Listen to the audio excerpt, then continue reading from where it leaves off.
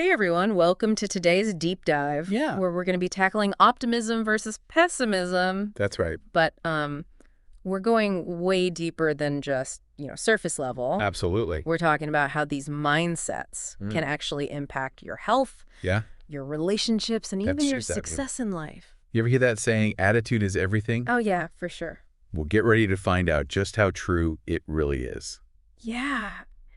It's pretty amazing when you think about it. It is. It's like just these simple outlooks can have such a big impact on everything. It's fascinating how these, seemingly simple outlooks Right. can have such a profound impact. Yeah. We're not just talking about a, temporary mood boost or anything. We're talking Yeah. about, deep-seated beliefs Right. that shape how we see the world and how we react to things. For sure. So let's break it down. Okay. When we think about optimists, what words come to mind? Resilient, Mm-hmm. enthusiastic, proactive. Yeah, proactive. I'm curious, what does actually look like, Yeah. in real life? Well, the source material actually had a really great example. Okay. And they used the scenario of job loss. Okay. So imagine an optimist and a pessimist, Mm. both facing this difficult situation. Right. So the pessimist might Yeah. dwell on their shortcomings, Mm-hmm. expect more rejection, Mm-hmm.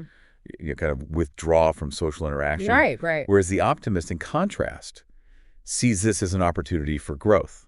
Oh, interesting. They might use this time to pursue a passion project, Oh, yeah. upskill themselves, network with kind of renewed energy. Yeah. They believe that they'll land on their feet Right. and actively work towards making that happen. That's so interesting because it's not just about, Yeah. hoping for the best, Right. It's actually about taking those steps to make it happen. Exactly. That kind of reminds me of a time when I was... Hold on, before you jump into your story, let's bring the listener in for a second. Okay, sure. Think about a recent challenge you faced. Mm-hmm. Did you approach it with more of an optimistic or a pessimistic lens? Okay. How did that impact the outcome? Yeah.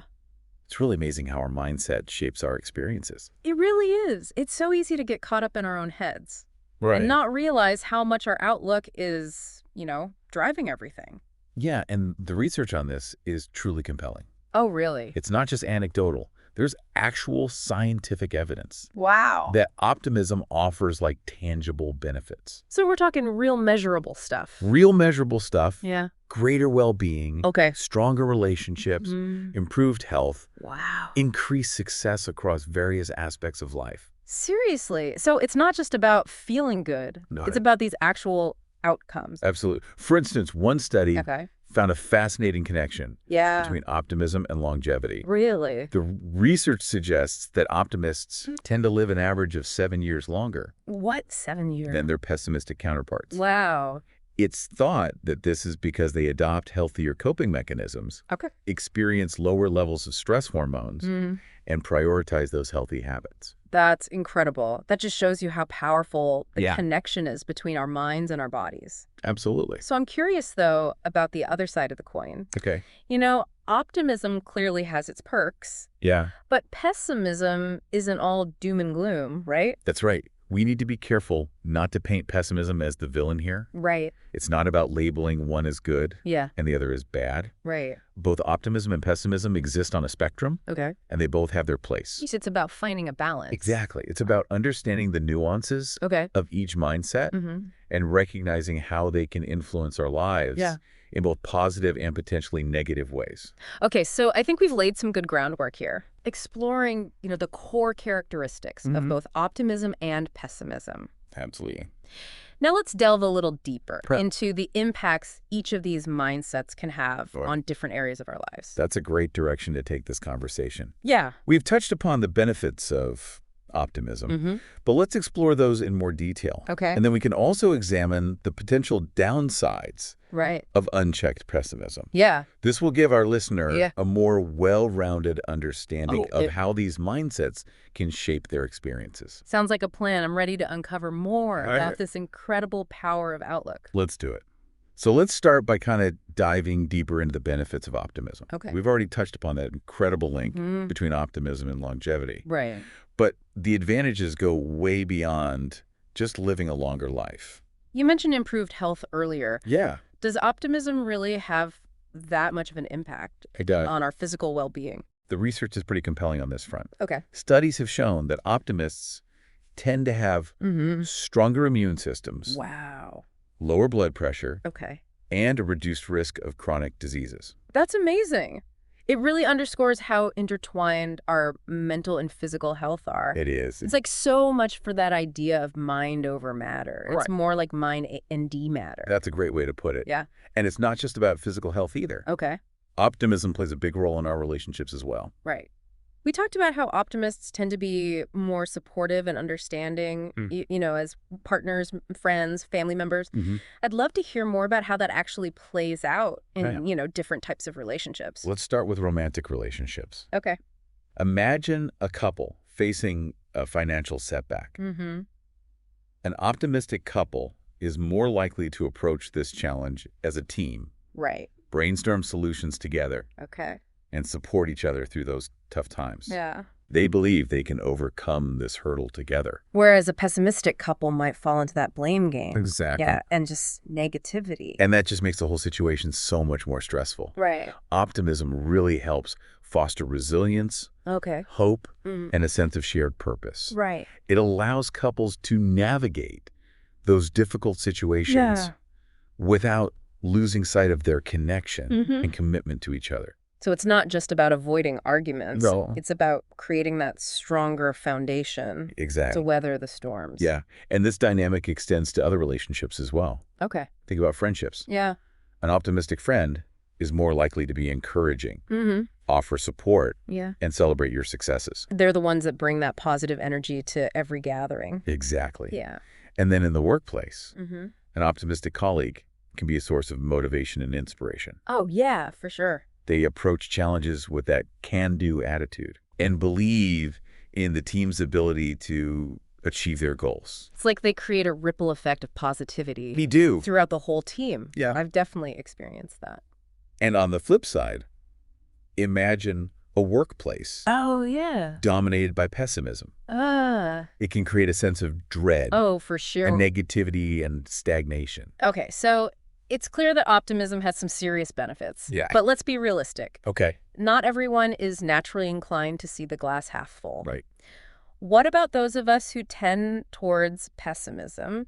Is there any hope for us for a shift to a more optimistic outlook? That's a fantastic question. Yeah. And the good news is that even if you've always considered yourself a pessimist, Okay. you can absolutely learn to cultivate a more optimistic mindset. So it's not like we're hardwired Not at all. to be one way or the other. Our brains are incredibly adaptable. Okay. Through conscious effort and practice, we can actually rewire our thinking patterns and develop a more optimistic outlook. So it's like building a muscle. It is. The more you use it, Exactly. the stronger it gets. The stronger it gets. That's encouraging to hear. Yeah. So I'm guessing this is where those strategies we mentioned earlier come in, Yes. like gratitude journaling, positive self-talk. Absolutely. Those are excellent starting points. Okay. But there are many other techniques you can try as well. Okay, I'm all ears. Give us the goods. All right. One powerful technique is to focus on solutions Okay. rather than problems.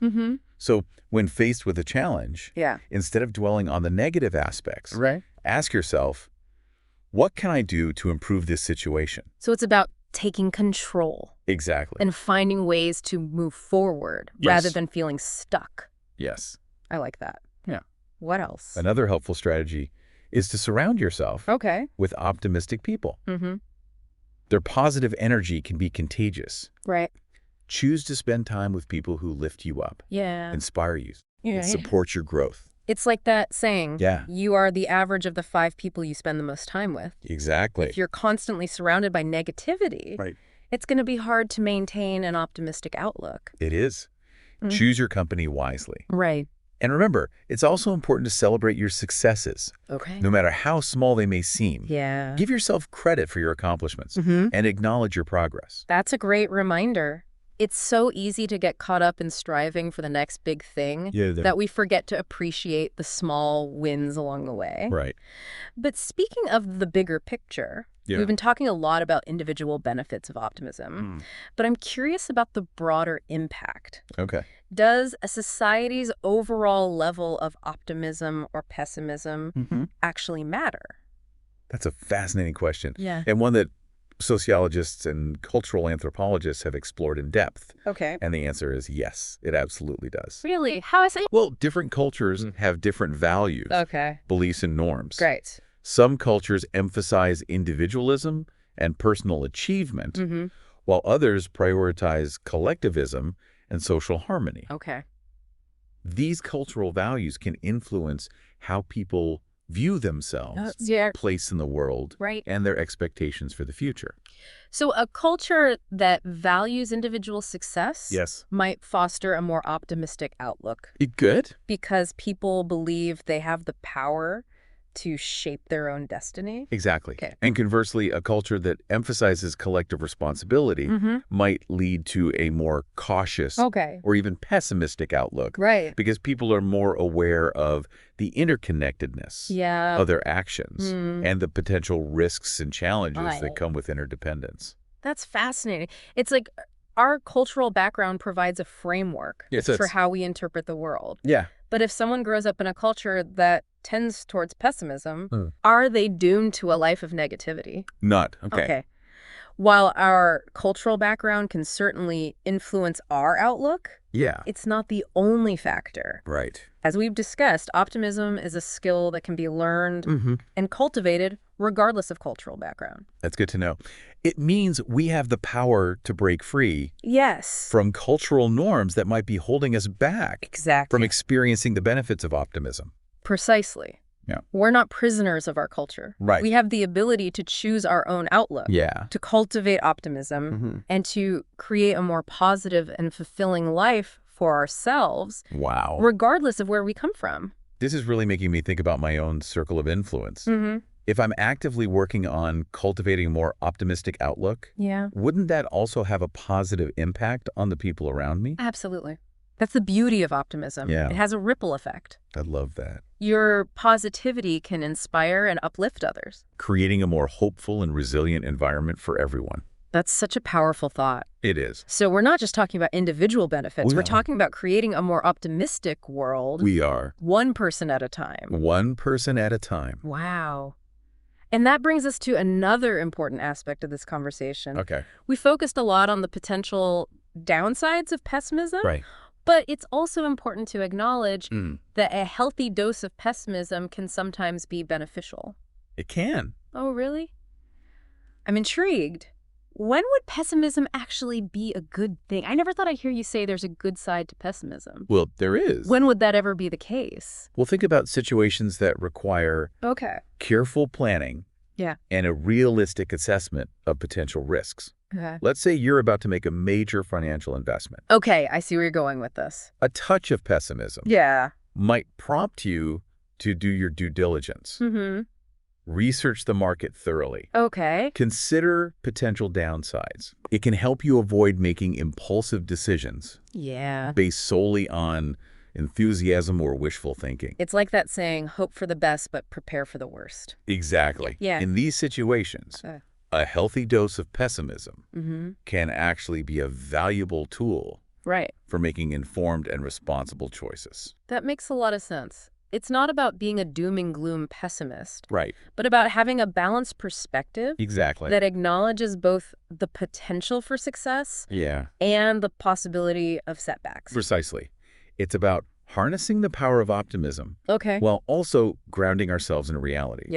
And this brings us back to the importance of finding that sweet spot, that balance. So it's not about being 100% optimistic all the time. Not at all. Remember, we're aiming for a healthy balance. Right.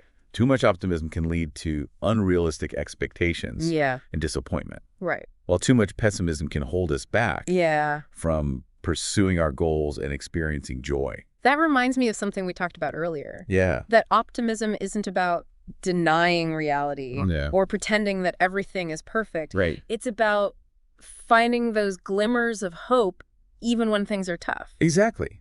It's about choosing to focus on the positive aspects of a situation without ignoring the challenges. Right. It's about believing in our ability to overcome obstacles and create a better future. This has been such an insightful deep dive. It has. I feel like I have a whole new understanding of optimism and pessimism. It's been a fascinating exploration of these powerful mindsets and their impact on our lives. So as we wrap things up, what's the one key takeaway you'd like our listener to remember? If I had to choose just one, it would be this. Optimism is a choice, a skill, and a gift. Wow. It's a choice we can make every day. A skill we can develop through practice. And a gift we can share with the world. Beautifully said. And remember, even small steps towards optimism can have a ripple effect, creating a more positive and hopeful world. For ourselves and those around us. Well, with that inspiring thought, we'll wrap up this deep dive. Sounds good. Until next time, fellow explorers.